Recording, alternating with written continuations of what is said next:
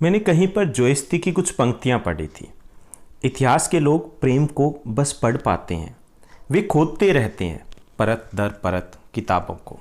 वे संसार के सारे अभिलेखों को पढ़ डालते हैं, सारे महापुरुषों को याद कर लेते हैं, सारे ग्रंथों का संग्रहालय बना लेते हैं, लेकिन प्रेम को महसूस करना इन्हें नहीं आता है। महसूस करना हो प्रेम को, सारे संसार से लेकर कण कण में तुम भूगोल पढ़ना। इतिहास प्रेम ग्रंथ हो सकता है, लेकिन भूगोल शाश्वत प्रेम है। Hello students, welcome to my YouTube channel geography Guru. This is our first episode of class 11th geography chapter number 1 geography as a discipline, भूगोल एक विषय के रूप में। आपने भूगोल को एक सब्जेक्ट के तौर पर चूज किया है। इसी के साथ आप अपना सफ़र जारी रखना चाहेंगे और जारी रखेंगे। ये सिर्फ 11th या 12th क्लास की बात नहीं है कि आप ज्योग्राफी के साथ रहेंगे, क्योंकि एज ए सब्जेक्ट जब हम 11th क्लास में लेते हैं तो इसका मतलब होता है हम पूरी लाइफ उसी सब्जेक्ट के साथ जीने वाले हैं। और कोई भी सब्जेक्ट जब हम पढ़ना शुरू करते हैं, बहुत ज़रूरी होता है कि हम उस सब्जेक्ट के बारे में जानें कि वो है क्या। तो ये पहला जो हमारा चैप्टर है 11th क्लास का, उसमें हम यही सब कुछ जानेंगे। बहुत आसान सा चैप्टर कंसेप्ट रहने वाला है। हो सकता है एग्जामिनेशन पॉइंट ऑफ व्यू के लिए इतना इम्पोर्टेंट नहीं हो, इसको आप स्किप कर पाओ उस पॉइंट ऑफ व्यू से अगर देखें तो, लेकिन हमें अगर कंसेप्ट क्लियर करना है तो उसके लिए बहुत इंपॉर्टेंट रहने वाला है आज का हमारा ये एपिसोड और ये चैप्टर। तो इस चैप्टर में हम क्या पढ़ेंगे, सबसे पहले वो जान लेते हैं। इस चैप्टर में हम पढ़ने वाले हैं ज्योग्राफी क्यों पढ़नी चाहिए। सबसे पहले तो यही बात करेंगे कि ज्योग्राफी पढ़ें क्यों, भूगोल पढ़ने की हमें आवश्यकता क्या है, क्या कुछ हम जानेंगे भूगोल पढ़ के। फिर हम बात करेंगे भूगोल है क्या, भूगोल की कुछ परिभाषाएं भी हम जानेंगे, पढ़ेंगे, समझेंगे। भूगोल की मुख्य शाखाएं कौन सी होती है, भूगोल की प्रकृति या नेचर और स्कोप क्या है, यानी भूगोल में हम पढ़ेंगे क्या। फिर हम बात करेंगे कि भूगोल एक मल्टी डिसिप्लिनरी सब्जेक्ट है, बहुत मेलजोल वाला सब्जेक्ट है। जो हम वर्ड यूज करते हैं सोशल होना, तो ज्योग्राफी सोशल सब्जेक्ट है, मिलजुल के रहता है बहुत सारे सब्जेक्टों के साथ। तो हम वो भी पढ़ेंगे, समझेंगे कि भूगोल का बाकी विषयों के साथ क्या संबंध है। और अंत में हम बात करेंगे भौतिक भूगोल की।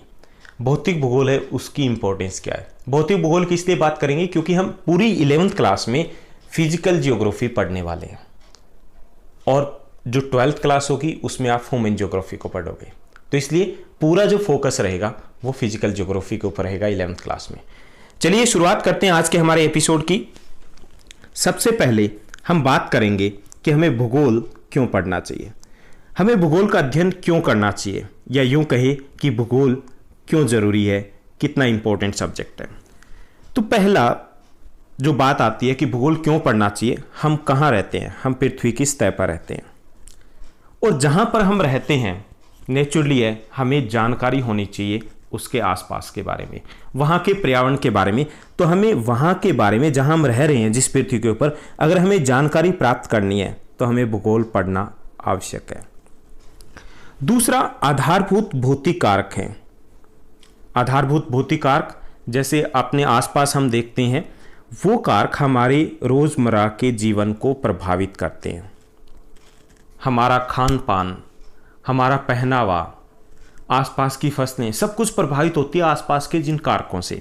जैसे पृथ्वी और सूर्य के संबंध आसपास का भौतिक कारक है, जल चक्र, जलवायु, महासागरीय धाराएं, ये सब कुछ आसपास के भौतिक कारक है जो हमें प्रत्यक्ष और अप्रत्यक्ष तौर पर प्रभावित करते हैं। तो इनको समझने के लिए भी हमें भूगोल पढ़ना चाहिए।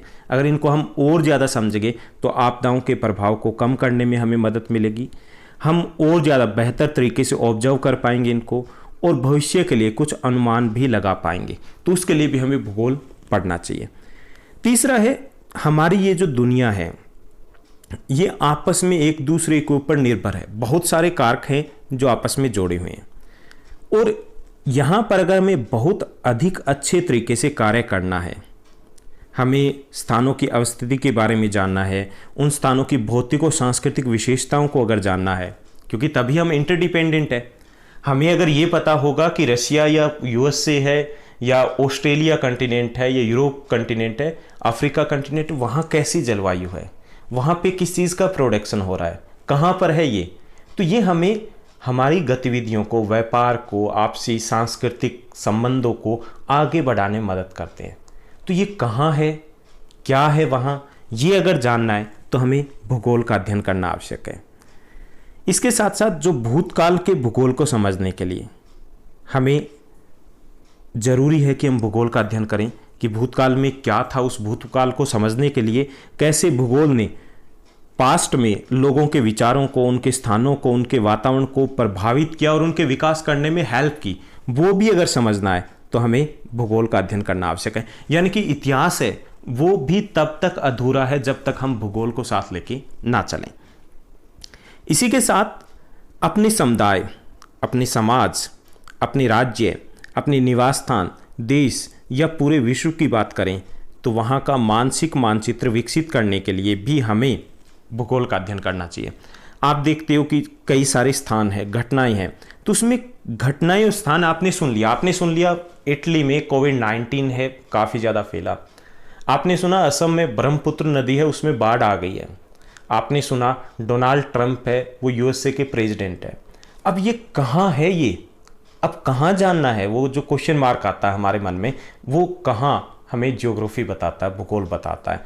यानी हमें घटनाएं कहाँ घटित हो रही है या वो स्थान कहाँ पर है, उन सबको अगर जानना है तो उसके लिए हमें भूगोल का अध्ययन करना नितांत आवश्यक है।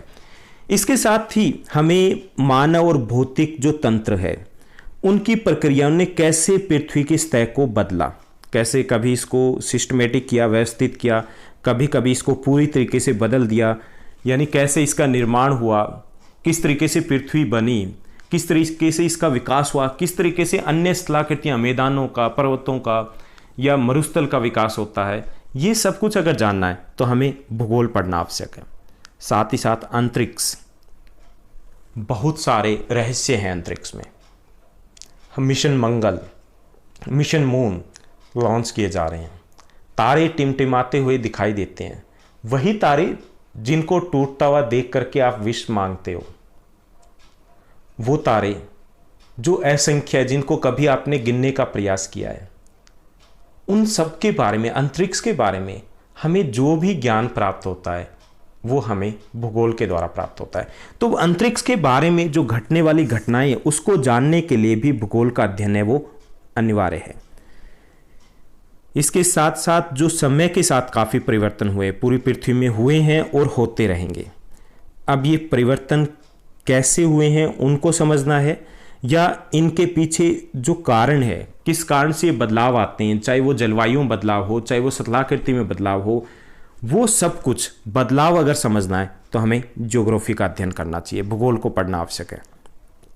समाज के स्थानिक संगठन को समझने के लिए भी हर समाज है वो अलग तरीके से व्यवस्थित होता है, अलग तरीके से रहता है, और ये किस तरीके से वहाँ की संस्कृति, वहाँ की आर्थिक गतिविधियाँ हैं, संस्कृति और आर्थिक गतिविधियाँ दोनों लोगों और स्थानों के वितरण के क्रम में हमें दिखाई देती है कि कैसे वो फैले हुए, कहाँ पर वितरित है।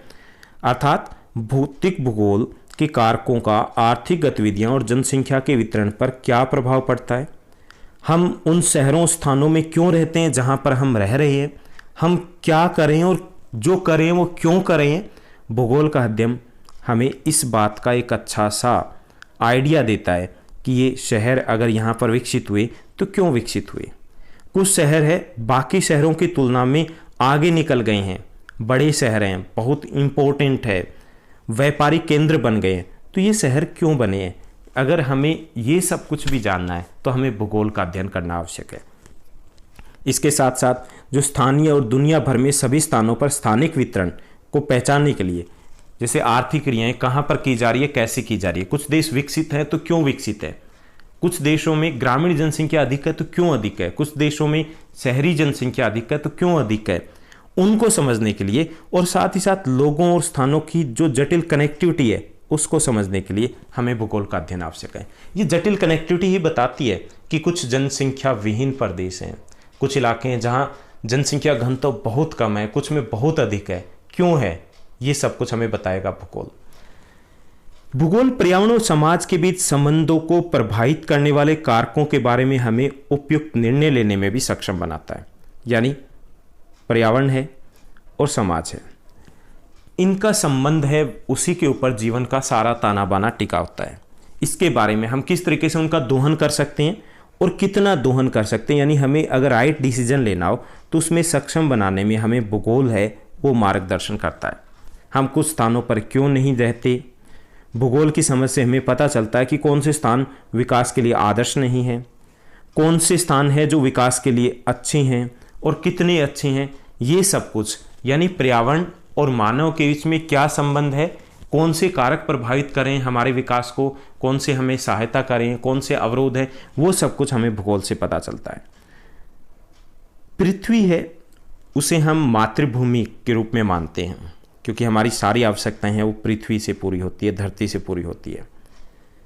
हम मातृभूमि है इसकी अगर हमें जानना हो कि क्यों हम इसे मातृभूमि मानते हैं, उसको अगर और अधिक हमें समझना है, यहाँ के संसाधनों को कैसे उपयोग किया जा सकता है, कैसे इनको हम मैनेज कर सकते हैं, कैसे हम सतत पोषणीय विकास की तरफ बढ़ सकते हैं, यानी पर्यावरण को बिना नुकसान पहुंचाए हम विकास कर सकते हैं। ये जो कंसेप्ट हैं कि पृथ्वी की भी रक्षा करनी है क्योंकि परिवार का सदस्य है और हमें आगे भी बढ़ना है, ये हमें बताएगा भूगोल।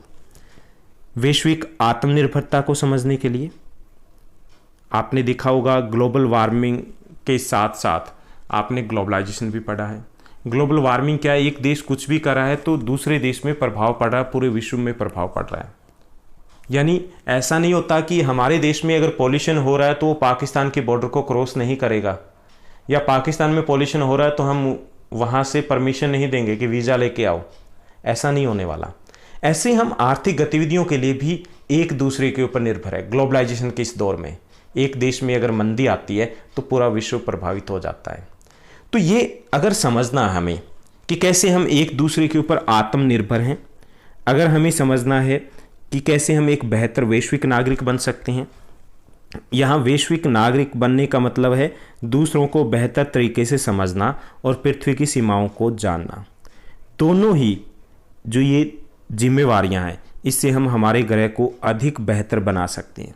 तो ये सब कुछ हमें समझना है कि हमारी एज ए सिटीजन क्या ड्यूटीज़ है, क्या रिस्पॉन्सिबिलिटीज़ है, तो हमें ज्योग्राफी पढ़नी चाहिए। यानी हमारे जितने भी सवाल है हमारे विकास से जुड़े हुए हैं, हमारे अस्तित्व से जुड़े हैं, उन सब का जवाब है सृष्टि, पृथ्वी, धरती। और भूगोल है वो पृथ्वी का विज्ञान है, धरती का विज्ञान है। तो ये था कि हमें भूगोल क्यों पढ़ना चाहिए। मैंने काफ़ी सारे फैक्ट्स ले आए, तो आपको ज़रूरी नहीं कि सब याद करने, ज़रूरी है इनको समझना। तो बहुत सारी और चीज़ें भी है जिनको मैंने यहाँ पर नहीं डिस्कस किया, जिनको आप ऐड कर सकते हो। तो बहुत सारे ऐसे फैक्ट्स हैं, बहुत सारे लॉजिक है हमारे पास कि क्यों हमें भूगोल पढ़ना चाहिए।